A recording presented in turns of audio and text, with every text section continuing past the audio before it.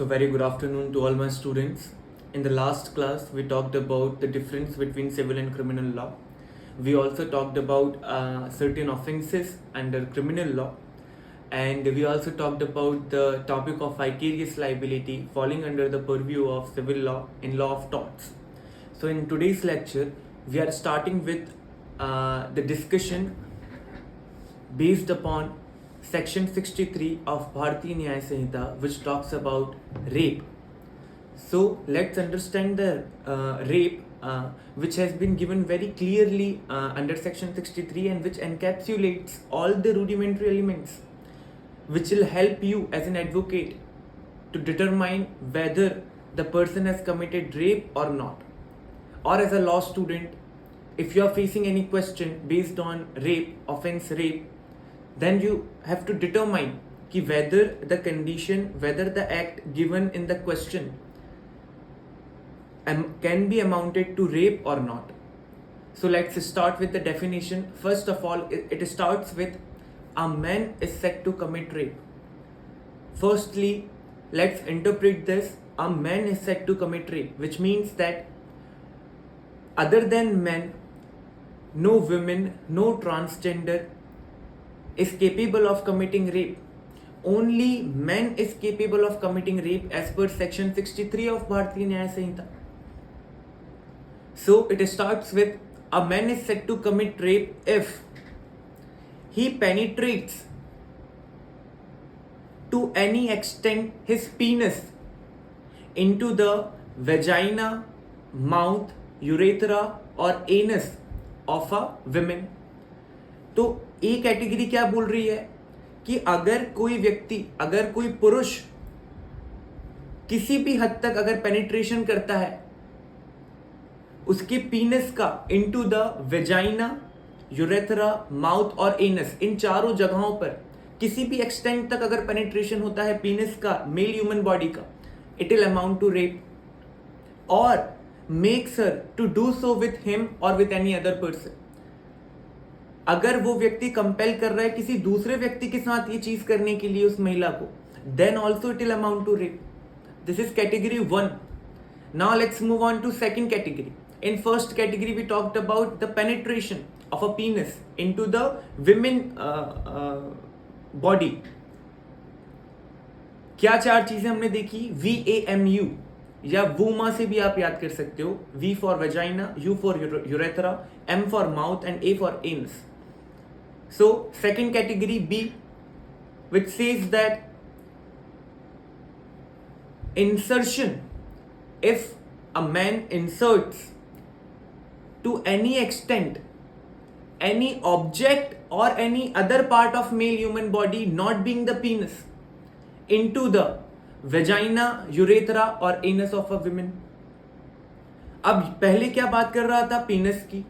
And in second category it is talking about not being पीनस. पीनस के बिना अगर किसी मेल ह्यूमन बॉडी का जो पार्ट है उसको वो इंसर्ट करता है विमेन बॉडी पे, यूरेथ्रा, एनस और वेजाइना में, या कोई ऑब्जेक्ट इंसर्ट करता है जैसे कि हमने देखा निर्भया रेप केस में, तब भी वो रेप कहलाएगा. सिर्फ पेनिट्रेशन पीनस का ही जरूरी नहीं है रेप के ऑफेंस के लिए. अगर आप कोई ऑब्जेक्ट इंसर्ट करता है ऑफेंडर, या कोई अदर मेल ह्यूमन पार्ट करता है, फॉर एग्जाम्पल हैंड और फिंगर्स और फीट, लेट्स से एनीथिंग, तो तब भी it will amount to rape. I think we are done with the 2 categories. Now let's move on to third category which talks about manipulation. If a man manipulates any part of the woman in order to cause the penetration into again vagina, urethra and anus of a woman, or makes her to do so with him or with any other person. अगर mail human being कोई body part women का manipulate करता है in order to cause penetration into vagina, urethra और anus, then also it will amount to rape. अच्छा, एक और बात इसमें नोट करने वाली बात यह है कि सेक्शन 63 में हम 4 कैटेगरी पढ़ेंगे. 3 अभी हमने देखी, इंसर्शन, मैनिपुलेशन एंड पेनिट्रेशन. एक और अभी हम कैटेगरी देखेंगे. तो हर इन कैटेगरी के बाद वर्ड है और. तो और वर्ड क्या हमको इंडिकेट कर रहा है? मीन्स एंड नहीं है, और है. मतलब इन चारों कैटेगरी में से कोई एक भी कैटेगरी अगर हो गई है, फुलफिल हो गई है, मतलब आप उस व्यक्ति को रेप के लिए पनिश कर सकते हैं. Now let's move on to fourth category which talks about application. If a man applies his mouth to the vagina, urethra or anus of a woman or makes her to do so with any other person, then also it will constitute rape. If a male human, if a man is applying his mouth into the vagina, urethra or anus of a woman, then also it will amount to rape. Now, अब इसके आगे चार category आपको समझ में आ गई होंगी. आगे अगर ये चार कैटेगरी 7 सर्कमस्टेंसेस में फॉल कर रही हैं तो ही हम कहेंगे कि रेप हुआ है. जैसे first one is without her consent. सबसे important, the most basic element to make an act rape, there has to be an absence of consent. तो सबसे पहला है विदाउट कंसेंट होना चाहिए वो sexual act, that sexual intercourse. दूसरा, against her will, महिला की स्वीकृति, महिला की स्वेच्छा के अगेंस्ट में होना चाहिए. Third, with her consent. अब यहां क्या बोल रहा है लॉ सेक्शन 63 कि पहले दो कैटेगरी में कंसेंट नहीं है, विल नहीं है. थर्ड कैटेगरी में कंसेंट तो है, लेकिन कंसेंट कैसे लिया है? डरा धमकाकर, by putting the women in fear of death और हर्ट. मतलब जैसा कि हमने लॉ ऑफ कॉन्ट्रैक्ट्स में देखा, there is a difference between consent and free consent as per section 13 and 14 of Indian contracts act 1872. For example, अगर ये paper है, पेपर में अगर कोई व्यक्ति सामने से गन पॉइंट पर मुझे रखता है और मुझे ऐसे डर में एक रीजनेबल अप्रहेंशन मेरे दिमाग में देता है कि अगर मैं मेरे प्रॉपर्टी पेपर्स पे सिग्नेचर नहीं करता हूं तो विल शूट मी, तो वो डर के कारण अगर मैं अपने प्रॉपर्टी पेपर्स पे साइन कर देता हूं ये कह करके कि अब ये प्रॉपर्टी है, it belongs to that person, तो यहां पर मेरी स्वीकृति, मेरी स्वेच्छा, मेरी कंसेंट तो दिख रही है क्योंकि मैंने साइन कर दिया है. बट कोर्ट ऑफ लॉ में it won't be admissible. Why? Because although my signature is showing my willingness, my consent, but the procedure of obtaining my consent is illegal. आपने डरा धमका करके मेरी कंसेंट ली, तो लॉ में ये माननीय, ये लॉ में एडमिसिबल नहीं है. तो सेम अब आप लोगों को समझ में आ गया होगा कि अगर कोई व्यक्ति गन पॉइंट पे डरा धमका करके या किसी दूसरे व्यक्ति को जिसमें महिला इंटरेस्टेड है, वो लेट्स से उसका हस्बैंड या कोई रिलेटिव या उसका बच्चा या बच्ची कोई भी, अगर ऑफेंडर असेलेंट उस व्यक्ति को डराता धमकाता है और वुमेन उस कारण से कि इसको कुछ नुकसान मत करो, हर्ट मत करो, डेथ कॉज मत करो, मैं कंसेंट देने के लिए रेडी हूं, then also it will amount to rape. Consent आपने लिए बट डरा धमका करके लिए. Fourth point, with her consent. When her consent was obtained after administering any unwholesome or stupefying substance in her drink through personally or through another person, then also it will amount to rape if you engage in a sexual act afterwards.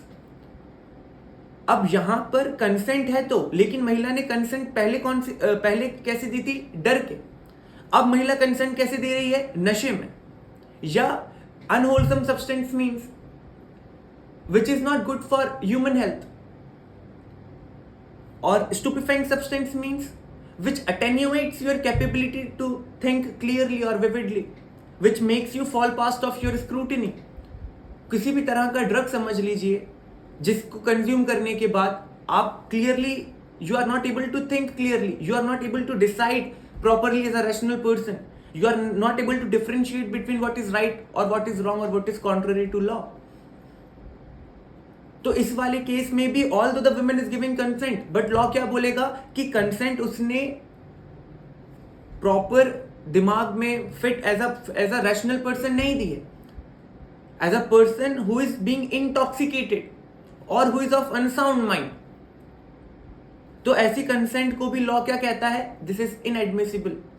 अगर आप इस तरह से consent ले रहे हैं तो वो लॉ में माननीय नहीं है. It will amount to rape through personally और थ्रू अनदर पर्सन.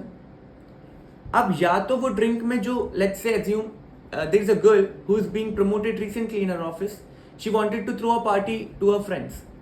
अब वहां पर जो दो फ्रेंड्स हैं, मान लो एक फ्रेंड है, या तो एक ड्रिंक में, अब शी इज अ टीटोटलर, वो ड्रिंक नहीं करती है. अब यहां पर अगर वो एक ड्रिंक में स्टूपिफाइंग सब्सटेंस डालता है, या तो खुद उस लड़की को देता है सॉफ्ट ड्रिंक बोल करके, या किसी वेटर को बोल देता है कि ये जाकर के वो लड़की को आप ड्रिंक दे दो, दोनों केसेस में it will amount to rape. अगर उसके बाद वो सेक्सुअल एक्ट करता है तो, इंटरकोर्स करता है तो, विद कंसेंट और विदाउट कंसेंट, उससे कोई मतलब नहीं, it doesn't matter.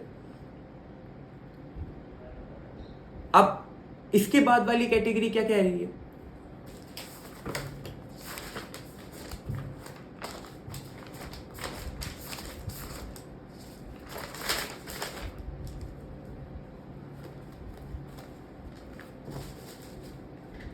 So, the sixth category, with or without consent, when she is under 18 years of age. लड़की की स्वीकृति, स्वेच्छा, कंसेंट है या नहीं है, इससे कोई फर्क नहीं पड़ता अगर वो 18 साल से नीचे की है तो। 18 साल से कम की लड़की अगर विलिंगली अपना कंसेंट इंडिकेट कर रही है, yes I am willing to engage in this specific sexual act, उसके बाद भी लॉ क्या कहेगा कि नहीं, लड़की की कंसेंट थी या नहीं थी इससे में फर्क नहीं पड़ रहा है, अगर वो 18 साल से कम की है it will amount to rape. Last circumstance, when the women, when she is not able to communicate her consent, अगर महिला ऐसी अवस्था में है कि वो कंसेंट देने के केपेबल ही नहीं है। कैसे हो सकता है ऐसे? अगर वो महिला कोमा में है, अगर वो महिला अनकॉन्शियस है, अगर वो महिला अनसाउंड माइंड की है, अगर वो महिला परसिस्टेंट वेजिटेटिव स्टेट में सफर कर रही है, इन सारे सिनेरियोज में तो ऑफेंडर, असेलेंट ये नहीं कह सकता है कि there was a consent, hence I proceeded with that particular sexual act, otherwise I would have not. तो लॉ क्या कहेगा, ये मान्य ही नहीं है, क्योंकि the women she was not at the stage, she was not capable of giving her free consent. अब इसके आगे I think you are clear with the 4 categories that we have discussed so far and 7 circumstances. Now let's move on to exceptions. What are the exceptions? जैसे कि मैंने पहले भी बताया है, भारतीय न्याय संहिता is a substantive law. Indian Penal Code is a substantive law. And when I say substantive law, it means कि it encapsulates, it consists of definition of offense, explanation of offense, exception of offence and punishment for offence. Procedural law क्या हो जाएगा? Bharatiya Nagarik Suraksha Sanhita, code of criminal procedure, it talks about the procedure. अगर rape हुआ है तो arrest कैसे होगा, mail जज या फीमेल जज दोनों में से कौन ऑथोराइज्ड है सुनवाई के लिए जब कोर्ट में होगी, क्या पुलिस ऑफिसर्स महिला जिसका रेप हुआ है, जो विक्टिम है, उसके घर पे जाकर के उसका स्टेटमेंट लेंगे, क्या बेनिफिट्स रहेंगे, मेडिकल बेनिफिट्स क्या रहेंगे, क्या उसको कॉम्पनसेशन मिलेगा, जैसे कि अभी सेक्शन 396 में नया प्रोविजन आया है, कल ही परसों पे इस पे जजमेंट आया है। तो दीज आर द थिंग्स जिसमें हमको बहुत ज्यादा स्क्रूटिनाइज करके क्वेश्चन पढ़ करके आंसर करना है। तो पहला एक्सेप्शन क्या है? Medical intervention is not rape, shall not constitute rape. जैसे कि हमने बी कैटेगरी में पढ़ा, if a man inserts any object into the vagina, anus or urethra of a woman, let's say एक महिला को ओवरी कैंसर है या ब्रेस्ट कैंसर है, अब इसके लिए एंडोस्कोपी के लिए डॉक्टर को ऑपरेशन के टाइम पे when he is operating upon